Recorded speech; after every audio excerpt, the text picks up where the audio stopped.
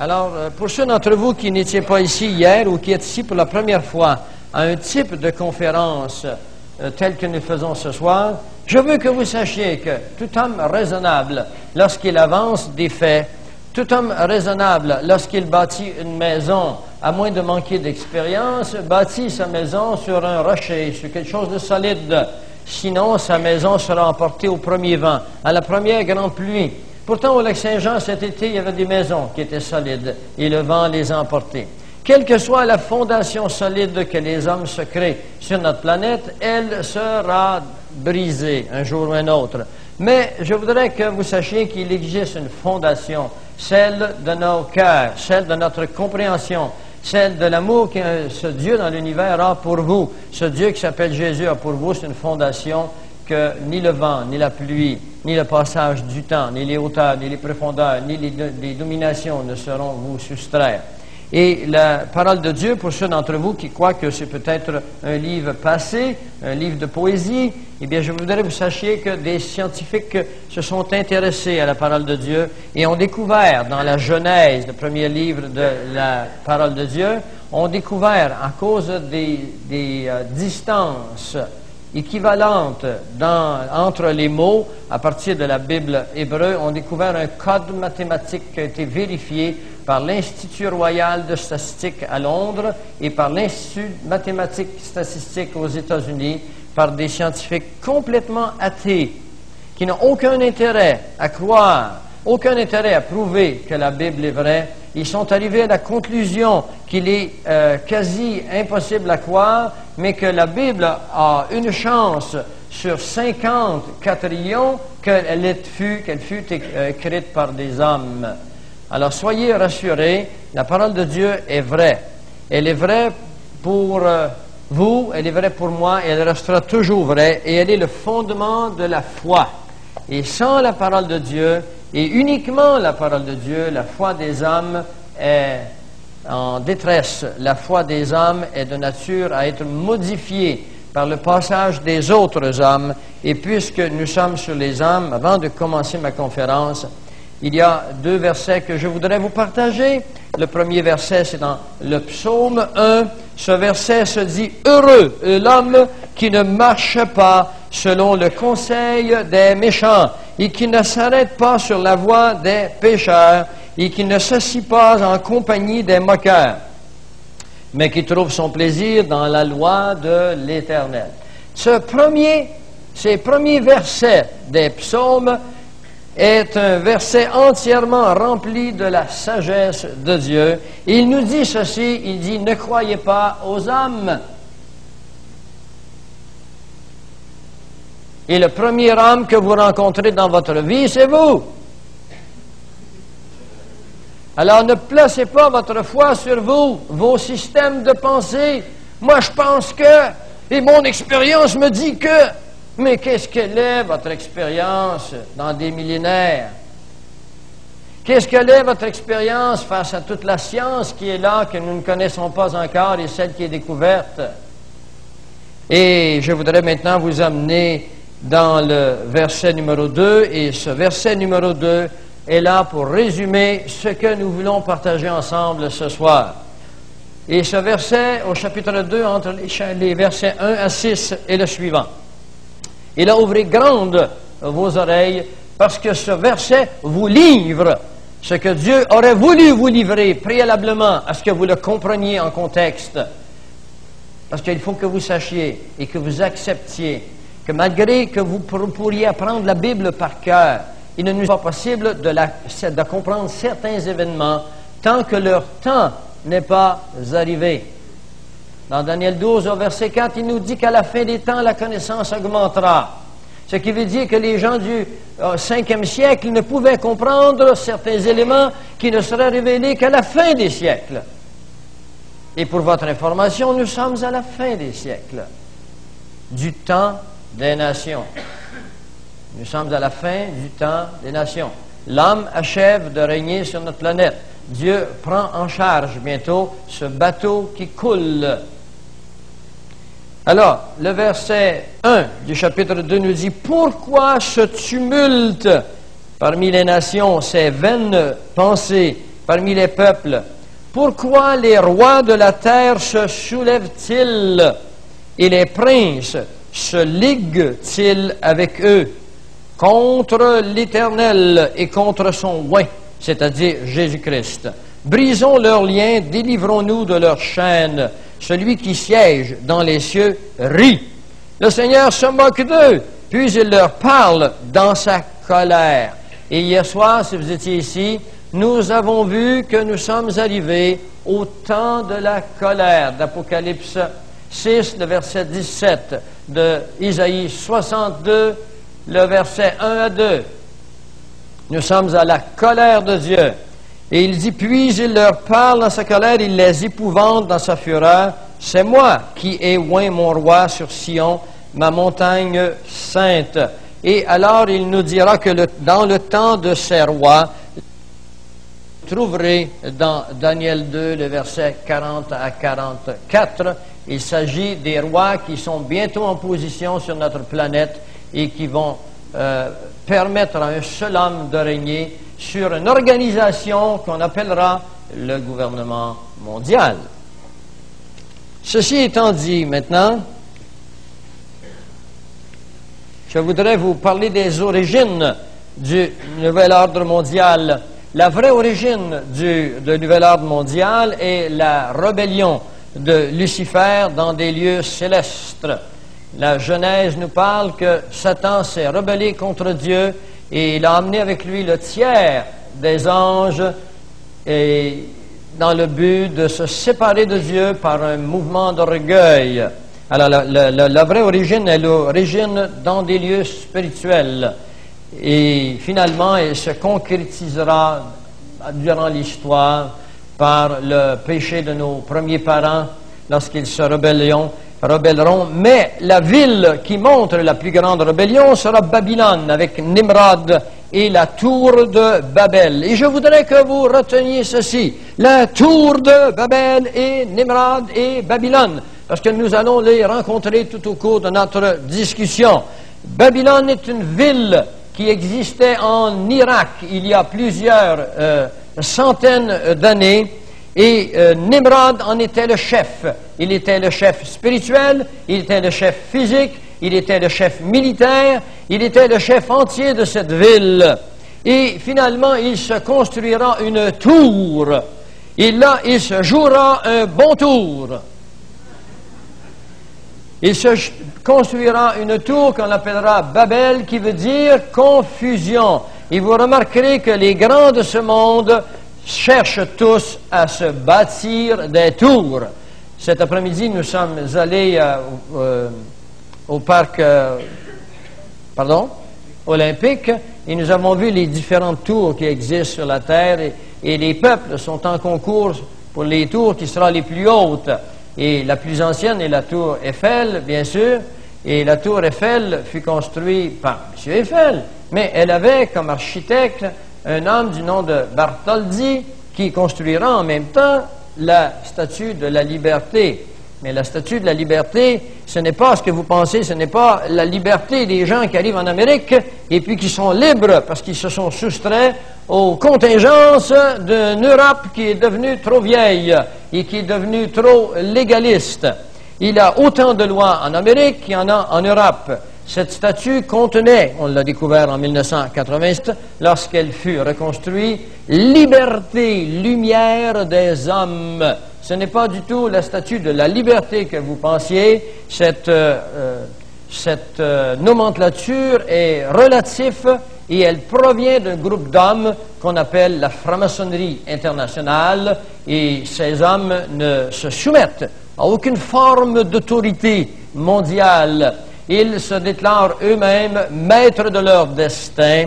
Et ils n'ont aucune autre liberté que celle d'eux et ils se comparent à Dieu lui-même. Liberté, lumière des hommes, mais non pas tous les hommes, eux, comme groupe d'hommes, ceux-là qui ont déjà commencé à régner sur notre monde.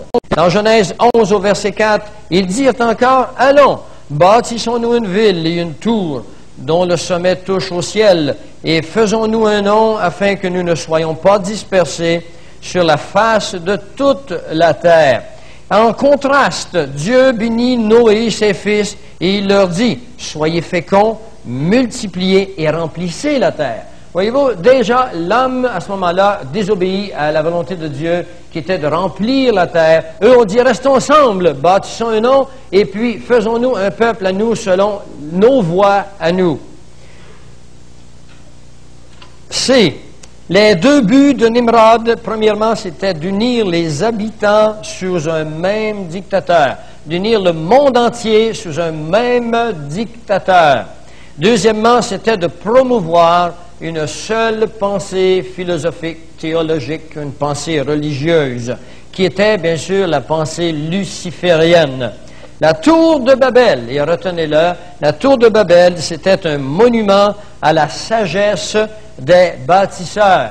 Alors, si vous pensez que la tour de Babel, vous vous demandez qu'est-ce que c'était? C'était un monument que les hommes de l'époque se bâtissaient pour se déclarer des sages, pour se déclarer des hommes forts, puissants. Il faut que vous compreniez ces choses, parce que tantôt on va entrer dans notre époque, dans notre temps.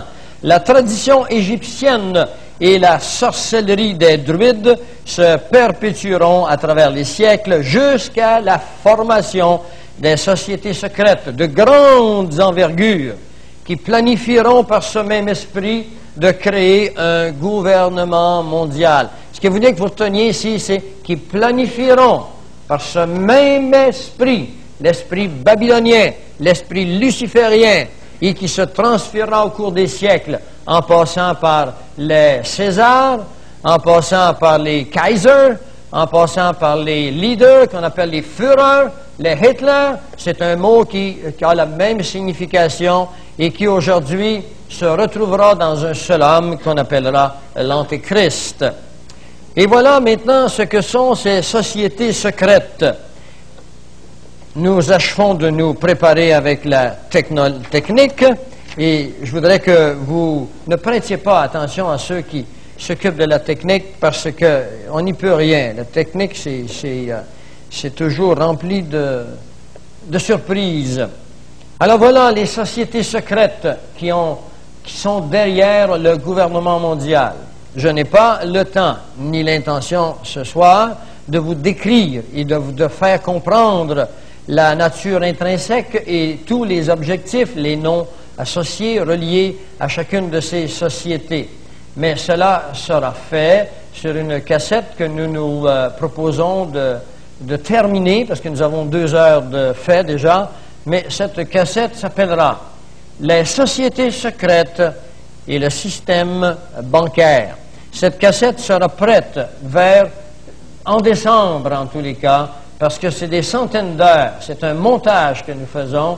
Nous ne faisons pas qu'une conférence, un montage. Cela inclut des centaines d'insertions, de documents, de photographies pour vous placer en contexte, pour que vous sachiez avec sécurité que nous ne prenons pas ces choses à partir de nous-mêmes seulement, mais d'une littérature multilatérale qui nous provient de différentes sociétés, de gens qui ont fait partie de ces sociétés et qui font partie de ces sociétés.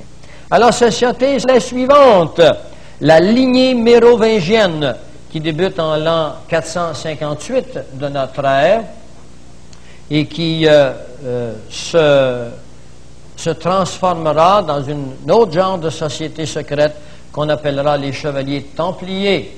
Les chevaliers templiers donneront naissance à la franc-maçonnerie internationale.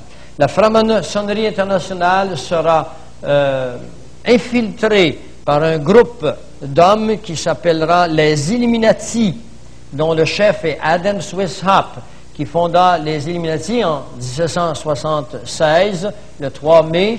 Adam Weishaupt est un professeur de droit canon à l'université de Ingolstadt, en Bavière, en Autriche, et il copiera entièrement la structure des Illuminati sur la société des Jésuites. Et finalement, les Illuminati mettront au monde d'autres enfants qui pourront accomplir ce qu'eux ne peuvent faire, dû au fait qu'au cours des siècles, ils se font découvrir. Ils se font de temps à autre dénoncer sur la place publique. Alors, quand ils se font dénoncer, ils se retirent tranquillement de leurs activités. Et là, ils s'incarnent sous un autre nom, mais qui a des objectifs qui étaient les premiers d'abord, mais sous un autre nom, on rentrera de nouveaux individus qui seront des célébrités. Et alors, on continuera ce fameux projet mondial. Ce sera le Club de Rome, fondé en 1968 par Aurelio Pacei, qui est un chef d'une grande firme Olivetti et Fiat, que nous trouvons en Italie. Et finalement, les Bilderberger, et les Bilderberger est un groupe d'hommes très important, très influent, dont le président est M. David Rockefeller. Et M. David Rockefeller est également le président d'une autre organisation secrète qui a les plus grandes influences depuis 1921, depuis sa fondation, qui s'appellera le CFR.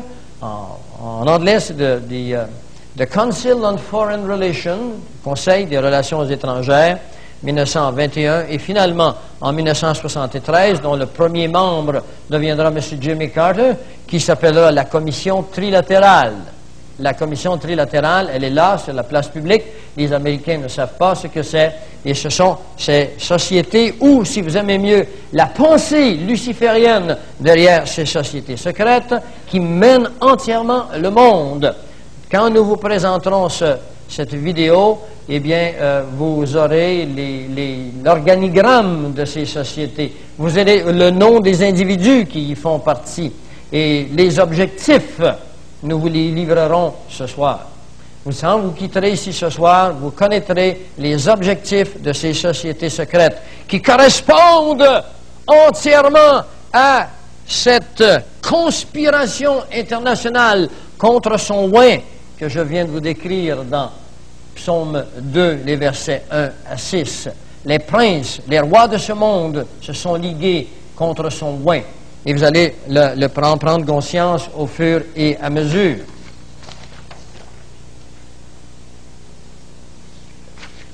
La politique de ces grandes sociétés devait se faire par un certain nombre d'éléments qui sont membres naturels des activités humaines.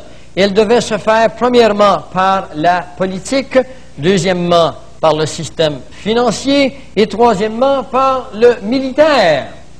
Par la politique, ils ont créé ce qu'on appelle des agentures. Vous devez être familier avec ce mot, des agentures. Ce sont des personnages qui reçoivent un entraînement spécialisé dans le but d'infiltrer toutes les couches de la société et puis de transformer tout ce qui n'est pas à leur goût et puis de lui donner une nouvelle direction afin que les activités humaines soient amenées à la réalisation de leurs objectifs, qui est le contrôle mondial de la religion, de la finance et de la politique. Et le but des agentures créées par Cecil Rhodes, par exemple, Cecil Rhodes est un de ceux-là qui est un marchand anglais qui créera la Rhodésie, qui n'existe plus aujourd'hui.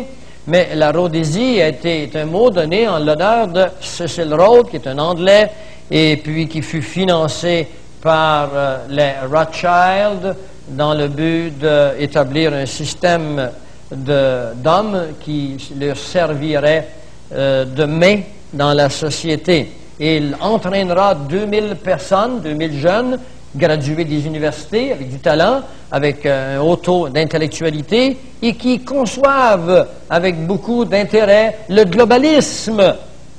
Le globalisme, ça veut dire la perte des nationalités pour un gouvernement mondial. Il les choisira, et les entraînera, et leur donnera tout l'élan nécessaire financièrement et pour qu'ils infiltrent la société. À ne pas croire qu'ils vont peut-être y réussir. Il faut que vous sachiez que c'est fait, c'est terminé, c'est entièrement fait. Et ils ont réussi. Et une des raisons pour lesquelles ils ont réussi, C'est parce que le sel de la terre a demeuré dans la salière.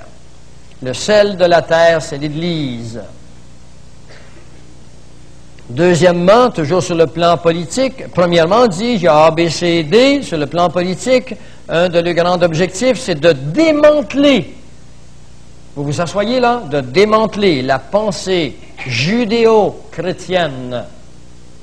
En 1903, M. Rockefeller, John D. Rockefeller, avec son groupe d'hommes, institueront ce qu'on appelle le General Board of Education, GBE, le GBE, 1904, excusez-moi. Et avec des subventions, ils infiltreront les campagnes, les commissions scolaires dans les campagnes qui ont des difficultés monétaires. Et avec des subventions, eh bien, ils s'infiltreront, ils auront l'approbation, les influences, et au cours dans un décade seulement, ils ont réussi à transformer la pensée des commissions scolaires. Vers 1930, les régions urbaines étaient entièrement infiltrées. Et à partir de 1930, on commencera à rentrer avec le General Board of Education sous la direction de John Dewey, qui est un athée, dont la philosophie est entièrement communiste, qui établira le domaine, ou si vous voulez, les structures de l'éducation en Amérique du Nord. On entrera dans les universités. On finira par hausser le coût des étudiants, rendre la vie étudiante très difficile, et finalement offrir des bourses, offrir des argents à ceux-là seulement qui se qualifieraient. Et dans la qualification, il y avait des documents qui donnaient la pensée, qui nous permettaient d'investiguer la pensée de ces étudiants. Et lorsque ces étudiants avaient une pensée globaliste ou antichrétienne, alors ils étaient subventionnés. Ce n'était pas leur niveau intellectuel qui était important, mais c'était leur cœur. Et finalement, on a atteint les universités, on les a subventionnés, et on a fait entrer dans les universités qui, eux, contrôlent les bureaux d'éducation dans les différents États américains et au Canada également. On a fait entrer la pensée luciférienne. On enseigne maintenant dans les écoles catholiques du Québec, on enseigne l'évolution. Nos enfants sont obligés de se soumettre à des examens où on leur enseigne l'évolution. Et à la fois, on leur enseigne la catéchèse dans une classe et 2 années après, on leur enseigne l'évolution. Alors, il y a une totale incohérence et cette incohérence-là, elle vient du fait que des hommes ont été payés pour dire que la science a prouvé que nous sommes le fruit d'une longue chaîne d'évolution et sans qu'il y ait aucune preuve de cela. Alors qu'au contraire, nous avons des preuves qu'il est impossible. La deuxième loi de la thermodynamique le démontre. Je ne vais pas rentrer dans cela ce soir. Et finalement, pas finalement, mais en continuant, on fera la création de guerres. C'est ce groupe d'hommes qui ont créé les 3 révolutions que vous avez appris dans vos petits livres, qui s'appellent la Révolution française de 1789, la Révolution bolchevique de 1917 et la guerre des sécessions américaines de 1860, d'où sortira le fameux nom d'Abraham Lincoln, qui fut tué par John Booth, qui était payé par les Illuminati, parce que M. Abraham Lincoln avait décidé de se débarrasser de la puissance de l'argent étrangère sur son pays pour créer de l'argent sans dette, qui est la cause de notre dette canadienne actuellement et de la dette américaine.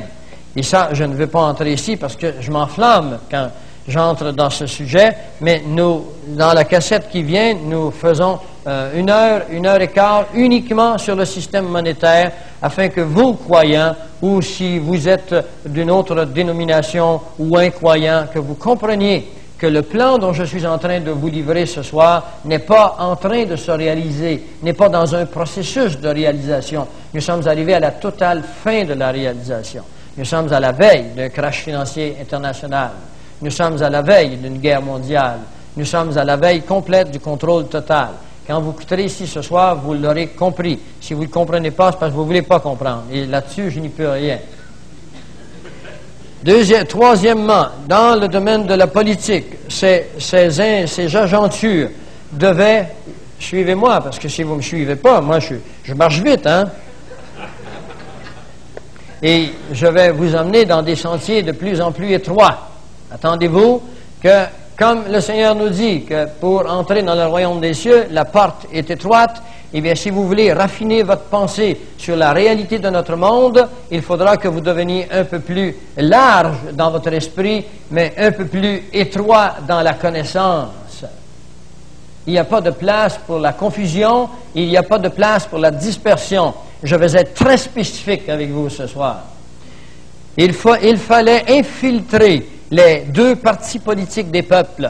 Remarquez que les peuples ont toujours deux partis politiques, souvent 3 ou 4, mais 2 phares. Et les 2 partis politiques ont été infiltrés aux États-Unis, que vous votiez républicain ou que vous votiez démocrate. Les politiques sont exactement les mêmes. Il n'y a que le peuple ignorant, naïf, le peuple qui est méconnaissant, qui croit que les politiques de gauche sont différents des politiques de droite.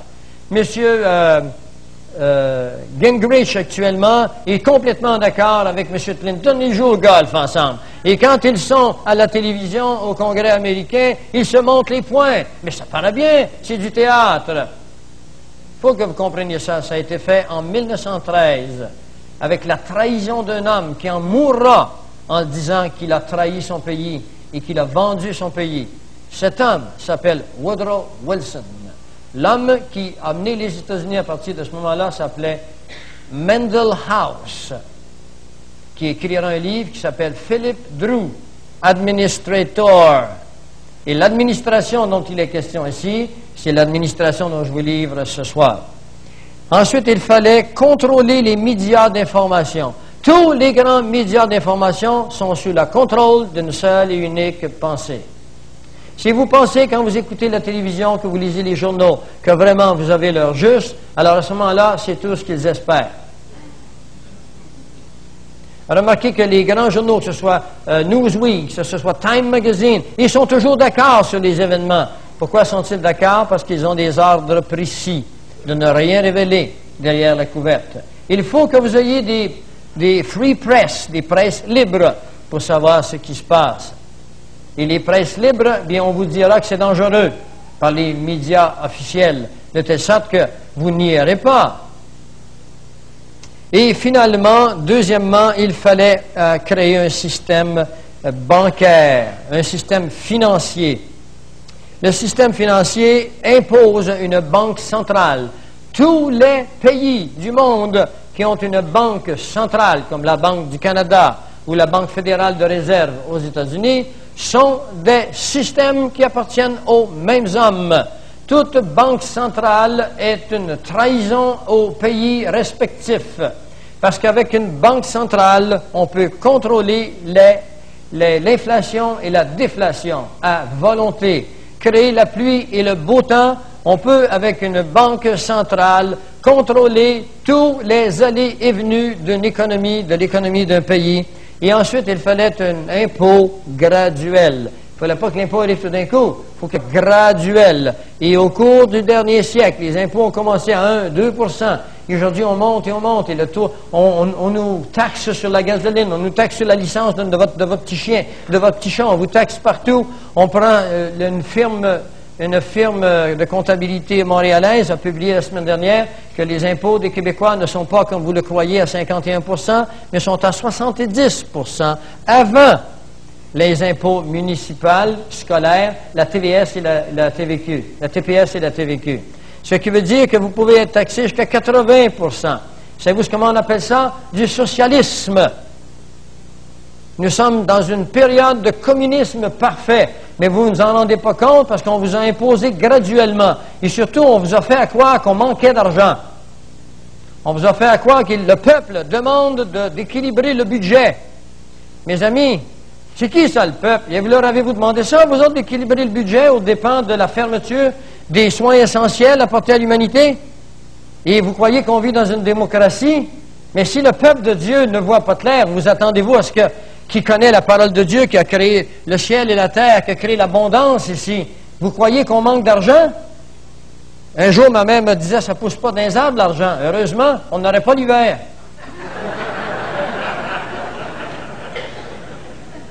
L'argent pousse dans la volonté des politiciens au pouvoir. Le ministre des Finances a le devoir, la responsabilité de créer l'argent que le peuple a besoin à partir de nos richesses naturelles nationales. Et quand vous croyez pas, faites-vous venir l'acte de l'Amérique britannique du Nord, la Constitution canadienne, qui est la loi du pays.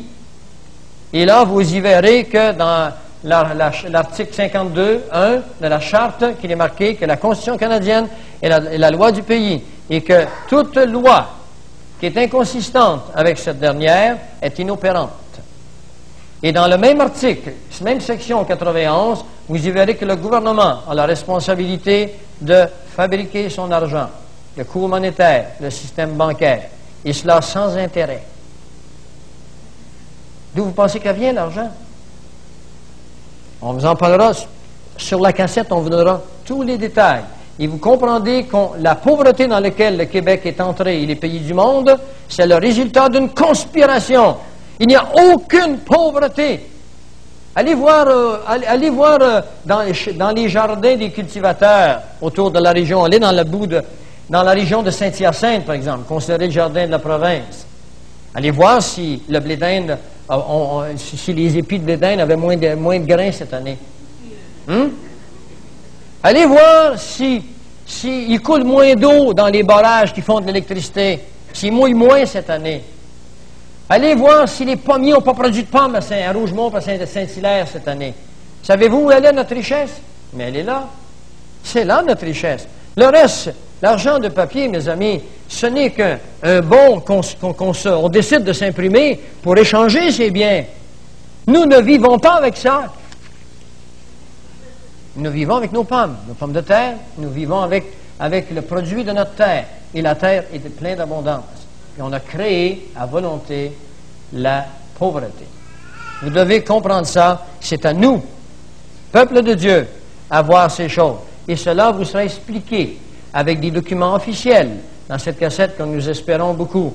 Une directrice d'un magazine avec qui j'ai eu une conversation de 20 minutes il y a à peu près un mois et demi m'a dit, si vous êtes capable de nous apporter une cassette qui nous livre les sociétés secrètes, parce qu'on en entend parler, mais on n'a pas leur jure jamais. Vous êtes capable de nous montrer avec documents à l'appui ce que vous venez de me dire sur la création de l'argent à partir de rien, sur les intérêts qui n'ont pas été créés, qui appauvrissent la masse monétaire, eh bien, je vous avertis que cette cassette est une bombe au Québec. Et ça, c'est une personne païenne qui m'a dit ces choses. Alors, peuple de Dieu, réveillez-vous, comprenez ce qui arrive. C'est le Seigneur qui vous le demande. Il parle d'une conspiration. Nous n'avons pas à collaborer avec les conspirateurs. Parce que les conspirateurs ont non seulement programmé de vous emmener dans la totale pauvreté, mais ils ont programmé de faire disparaître le nom de Jésus sur notre province, sur notre Amérique du Nord. Vous devez comprendre ça. Je vais vous le montrer dans un instant. Finalement, leur conquête devait se faire par la politique, on vient de le voir, le système financier, et troisièmement par le militaire. La haute technologie appartient au système militaire. Elle n'appartient pas au peuple. C'est la haute technologie qui a en haut des satellites qui peuvent prendre votre numéro de licence dans un terrain de stationnement. Et tantôt, je vais vous livrer des choses sur la technologie. Comment, avec vos taxes et les miennes, on a fait des armes, on a créé des armes dans le but de nous détruire. Et finalement, le désarmement mondial. On veut désarmer tous les citoyens du monde. Il y a des chrétiens qui disent les milices aux États-Unis, c'est des fous. La CIA a créé des freemen, qu'on a vu à la télévision, des petits groupes de freemen. Et là, les gens ont pensé, c'est ça, là, les milices. Mais non, ce n'est pas ça, les milices. Ceux-là, c'est du théâtre, afin que le peuple se tourne contre les milices. Mais dans les milices aux États-Unis, actuellement, il y a près de 10 millions de personnes. Qu'est-ce que c'est qu'être dans la milice? C'est de connaître la loi du pays, la Constitution américaine. L'article 2 de la Constitution américaine dit que le citoyen a droit de porter des armes. Et le but de ces armes, c'est de se défendre contre l'invasion d'un gouvernement étranger. Et je vais vous montrer que les États-Unis actuellement sont envahis par un gouvernement étranger. Vous savez, avant de tout condamner, il faut investiguer. C'est Shakespeare qui disait « Il est criminel de condamner avant d'avoir investigué ». Et finalement, après ce désarmement, parce que lorsqu'on désarmera les citoyens, eh bien, la police militaire, elle, sera armée jusqu'aux dents. Et alors, si vous avez 60 ans et plus, 50 ans et plus, et puis que vous avez observé ce qui se passait dans le monde depuis que vous êtes là, Vous devez vous souvenir que préalablement à la guerre 39-45, s'est joué exactement le même scénario. C'est Adolf Hitler qui dirait que le monde entier se souviendra de ce jour de 1938 où Adolf Hitler fit passer une loi pour désarmer le peuple. Ils l'ont désarmé, le peuple. Mais lui, Hitler, s'est armé et le peuple a tombé à ses genoux. Parce que lorsqu'un gouvernement est armé et que les peuples ne peuvent plus se défendre, l'histoire a montré que la tyrannie est à la porte. Je voudrais vous partager maintenant le plan des Nations Unies.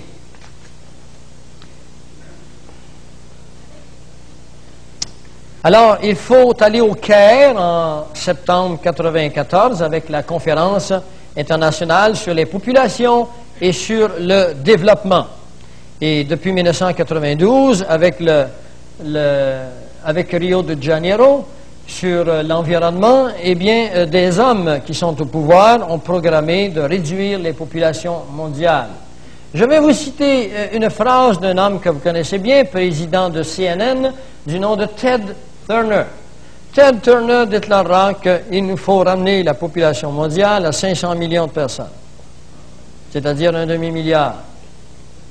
Les Illuminati internationaux se préparent à réduire la population du monde dans les 10 prochaines années à 2 milliards d'individus. Et pour ce faire, 3 milliards et demi devront disparaître. La Bible ne nous dit-elle pas ça? Que 50% disparaîtront?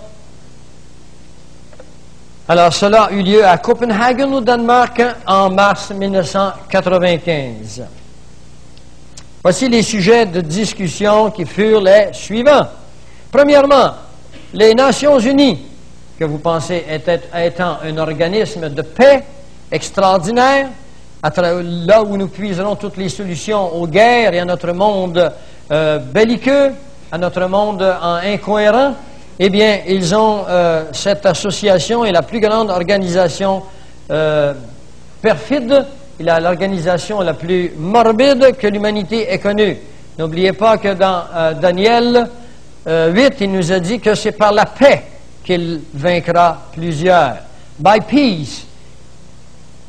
Par la paix. Les Nations Unies se déclarent une organisation de paix.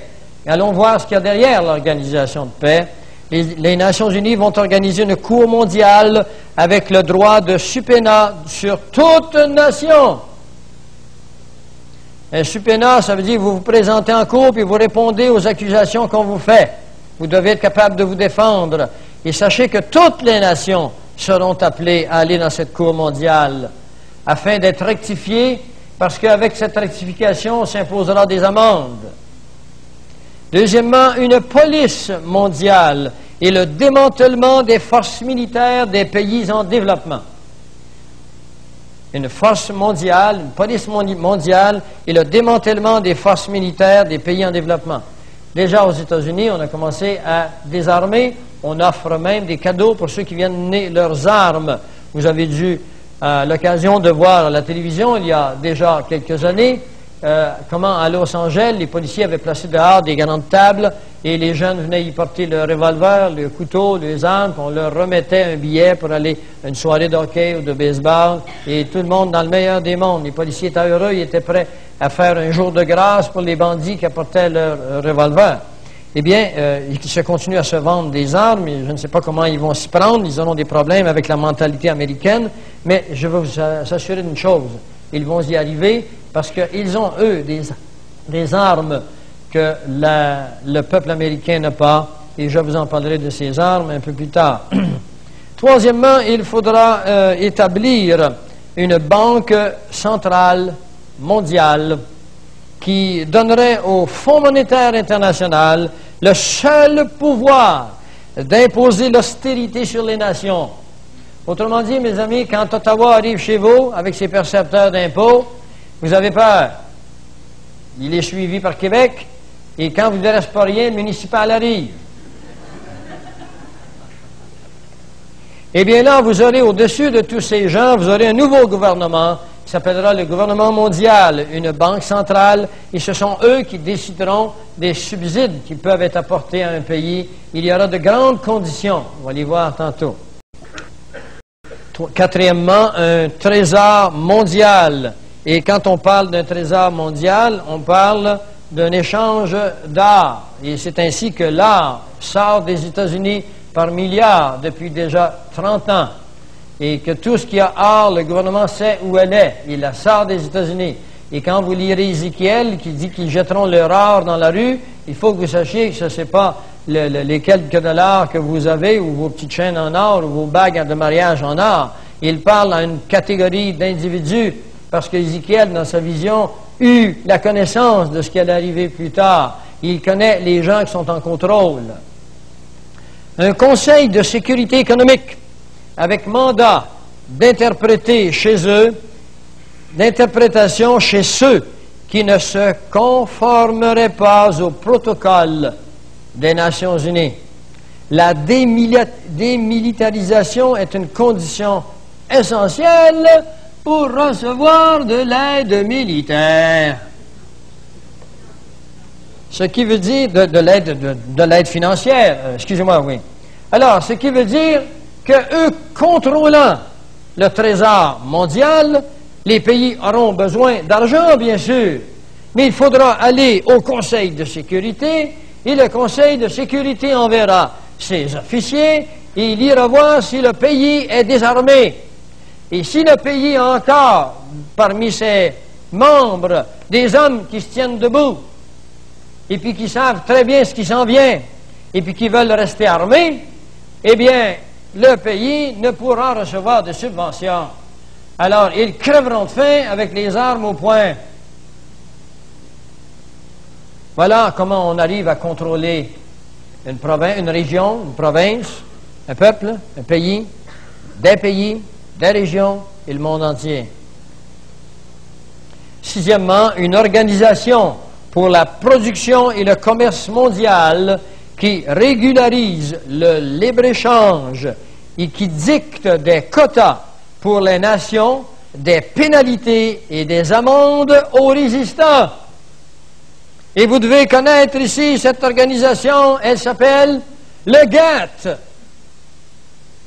Et vous devez connaître le libre-échange qu'on vous a présenté comme étant d'incroyables progrès chez la relation humaine, le Mexique, le Canada et les États-Unis, qui font désormais du libre-échange. Les Mexicains gagnent 50 cents de l'heure, les Canadiens 22 de l'heure dans l'industrie de l'automobile, puis ils vont faire du libre-échange. Êtes-vous déjà allé à l'école, vous, en physique, quand vous compris ce qu'on appelle les vases communicants? Celui qui a beaucoup d'eau, puis lui qui n'en a pas du tout, eh bien, il s'équilibre. C'est-à-dire que c'est la façon dont on va nous appauvrir. Sur une organisation politique qui s'appelle l'ALENA. Mais nos politiciens n'ont pas vu ça. Ils sont occupés. Ils sont très occupés, nos politiciens. Il faut les comprendre. Septièmement, une taxation globale qui inclut des taxes sur la pollution. Vous êtes pollueur, vous allez payer. Sur l'économie provenant de la démilitarisation. Vous n'avez plus d'armée, eh bien alors vous faites l'argent que vous dépensez là, vous allez payer une incroyable taxe au gouvernement mondial, parce que lui, il va envoyer des militaires chez vous.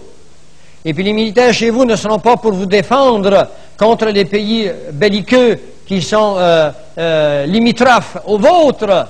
Il n'y en aura plus de pays belliqueux, ils ne pourront pas prendre leurs armes, ils n'en ont plus. Alors, qu'est-ce qu'ils feront?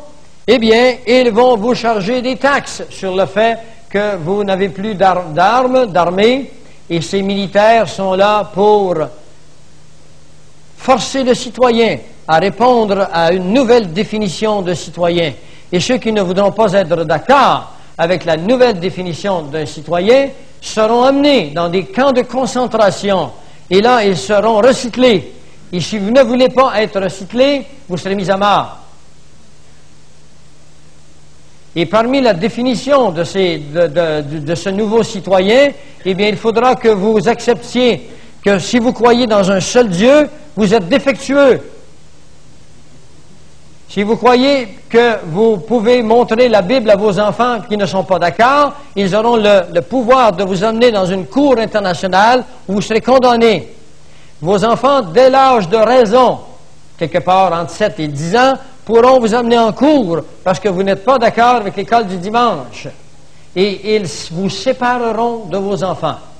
Et tout ceci est préparé et signé, ici en Amérique du Nord. Vous savez, peut-être si vous êtes ici pour la première fois, vous dites, mais il est flyé ce gars-là.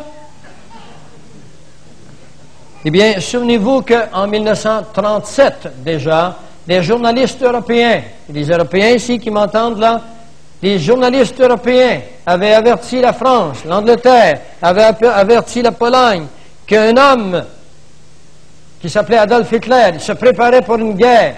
C'est bien visible. Tu ne peux pas faire marcher des armées puis des chars d'assaut en dessous du sous-sol toute l'année. Il faut qu'ils marchent quelque part. Et l'Europe s'en moquait. C'est pas dangereux. Mais Adolf Hitler était payé par le groupe Milner, qui fait partie des Illuminati. On a donné 5 millions de dollars à Adolf Hitler pour qu'il prépare cette guerre. Et ceux d'entre vous qui croyaient qu'Adolf Hitler était un génie et que c'est lui qui a écrit Mein Kampf, le livre qu'il a écrit en prison, il fut écrit par un Anglais et un Jésuite. Et ce sont eux qui ont écrit Mein Kampf et qui ont, dans ce document, Adolf Hitler prendra conscience et apprendra tout ce qu'il devait faire. Mais il est allé au-delà de ce qu'il s'attendait.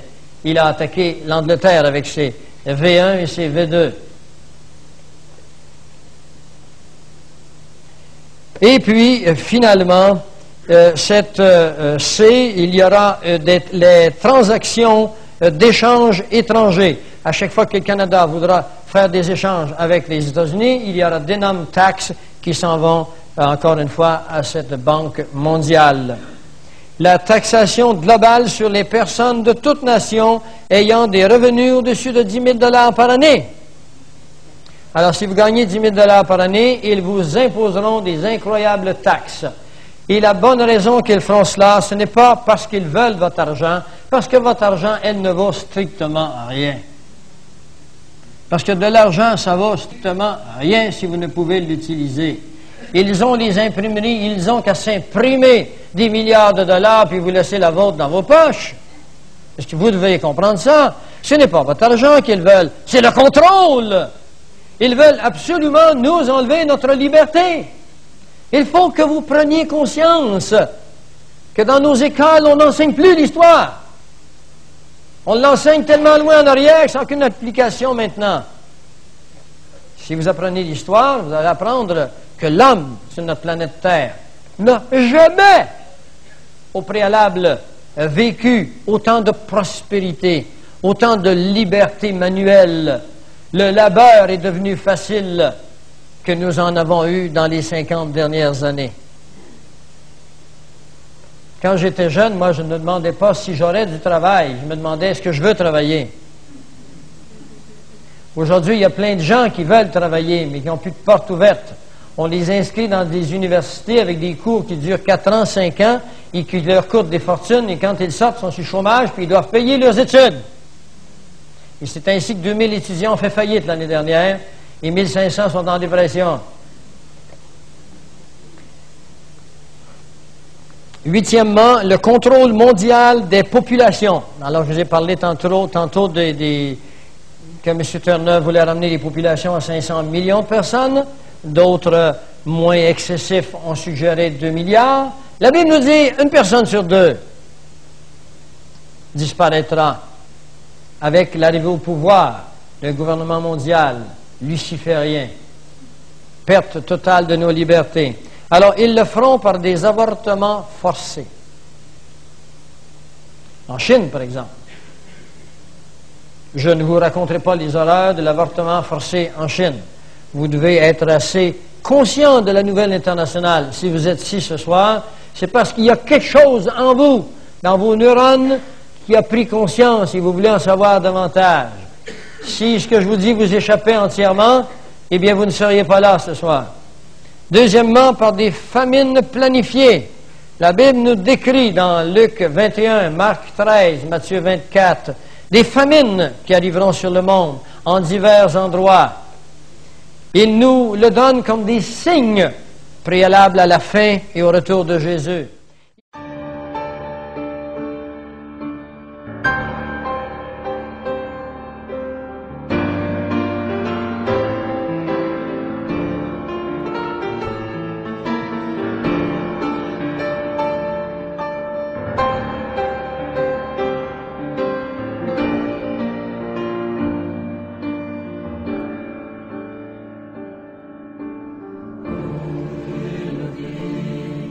À la droite de Dieu.